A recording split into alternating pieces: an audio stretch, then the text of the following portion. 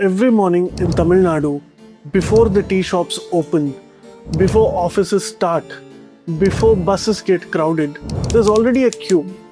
And it is not for milk, it is not for jobs, and it is certainly not for food. It is for alcohol. By 10 a.m., the shutters go up. By 10:05, the first sale is done. And by the end of the day, thousands of crores have already begun flowing. Not into factories, not into businesses, but into one system alone. A system which is run by the state itself. Because in Tamil Nadu, the government doesn't just regulate alcohol, it sells it very actively. And here's the part which no one tells you about. Nearly 1 out of every 4 rupees the Tamil Nadu government earns comes from alcohol sale alone. So the real question is not why do people drink? The real question is what happens when a government depends on people drinking?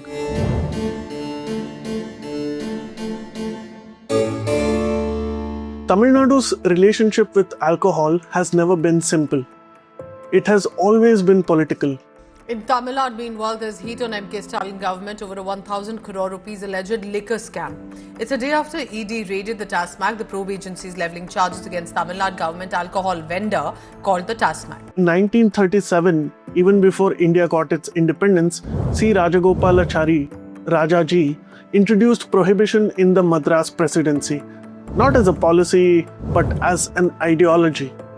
A belief that the state must protect society from itself. And Mahatma Gandhi supported this idea.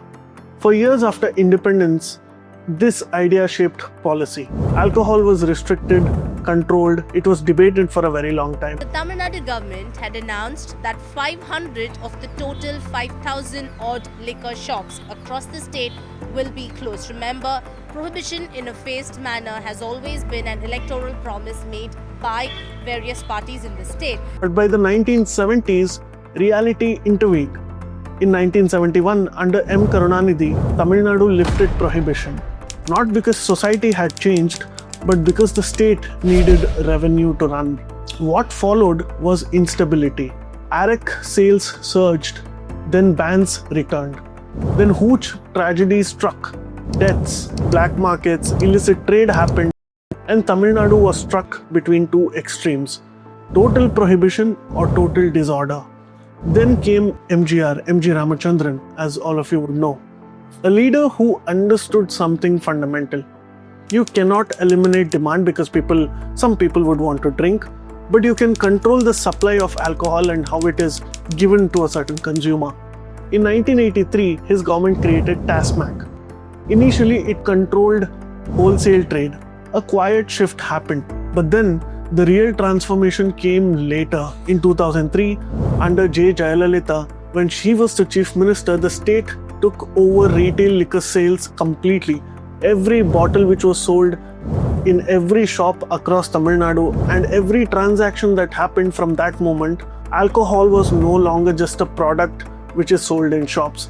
It became a state-controlled economic engine which was actively contributing to its revenue. And today, as a result of all of these changes, what is the result that we see? Nearly 5,000 TASMAC shops operate in Tamil Nadu. They have 23,000 employees, and this is not regulation, but this is infrastructure.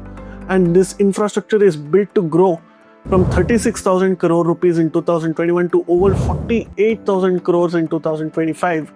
That's a 34% increase just in 5 years. The system was not created overnight.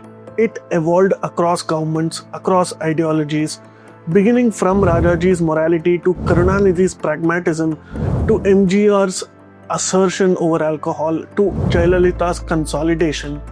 Every leader reshaped alcohol's role in the state. And today, Tamil Nadu lives with the final version of that system which has become very rigid. But to truly understand the system, you have to compare it with other states. Tamil Nadu is not the only state that sells alcohol. Kerala has Bevco, for example. Andhra Pradesh, Telangana, they also have somewhat similar systems. State-controlled systems do exist in other states apart from Tamil Nadu, but the difference is that of scale and dependence. Tamil Nadu generates over 48,000 crore rupees annually from alcohol sales. Kerala, which happens to be one of the highest consuming states of alcohol, generates roughly around half or less than half of it at 19,000 crores per year. But the big difference is this: in Kerala, alcohol contributes to a small fraction of total revenue generated in the state. In Tamil Nadu, nearly 25% of state tax revenue depends just on alcohol. That's not just income, that's dependence on alcohol. Other states earn from alcohol, Tamil Nadu relies on it, and that is the difference. And when a government begins to rely on something, it easily cannot reduce it. That's when policy becomes dependency. And now this is where the story becomes political. Tamil Nadu did not just build a liquor system, it built one of India's most powerful welfare states. Midday meals, free electricity, free TVs, free laptops, free bus travel, free jewelry, marriage arrangements for bride and grooms. All of these things were crazily started under one or the other chief minister. If you remember that era when J. Jayalalitha, Karunanidhi were chief ministers, all of these freebie eras began back then, and it gradually reduced, and again it is making a comeback. Karunanidhi, what he did was institutionalized it over time, and this became populism, where elections were fought on who gives more money or more freebies to the poor. But welfare needs a lot of money, and that is the difference, predictable money.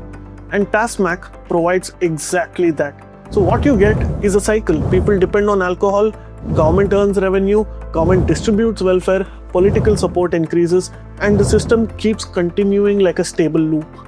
And once the political systems become stable, they become very hard to change because there is that dependency loop which is created, like I explained.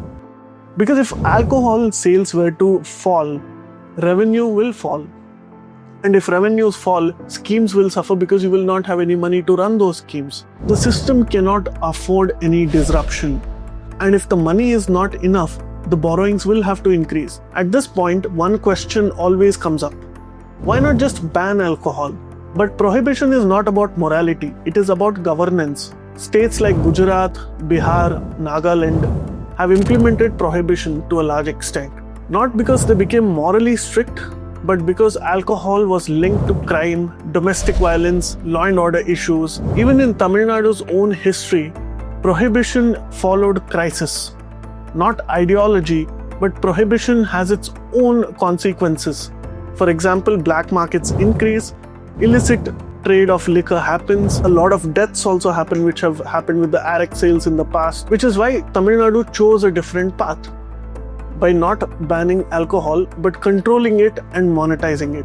And that decision shaped everything that followed later on. What's the human cost of this?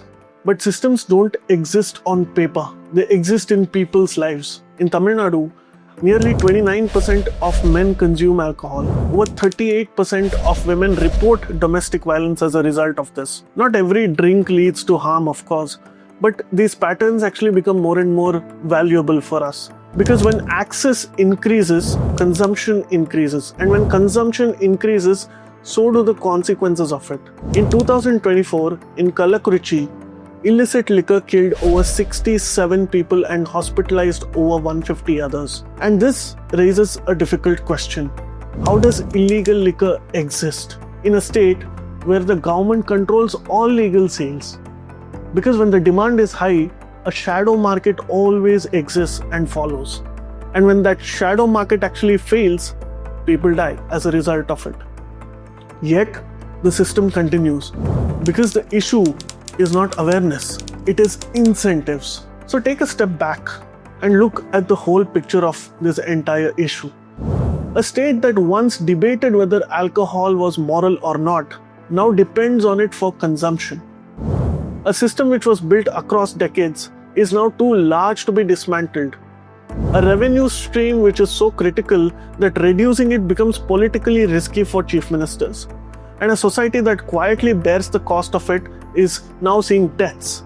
Because here's the truth that no manifesto will tell you. The government cannot afford people to stop drinking. Not anymore. And that's the paradox Tamil Nadu lives with, especially because it has to fund a lot of freebies. A system where the state controls supply, encourages consumption, earns revenue, funds welfare, and in doing so locks itself into this toxic cycle of dependence on alcohol for its revenue. So the next time you see a TASMAC queue or you yourself are in a queue, don't just see people standing there, but see the system behind it. Because this is not about whether alcohol is wrong or right or good or bad for you. This is about what happens when a government's success depends on its people's weaknesses and vulnerabilities.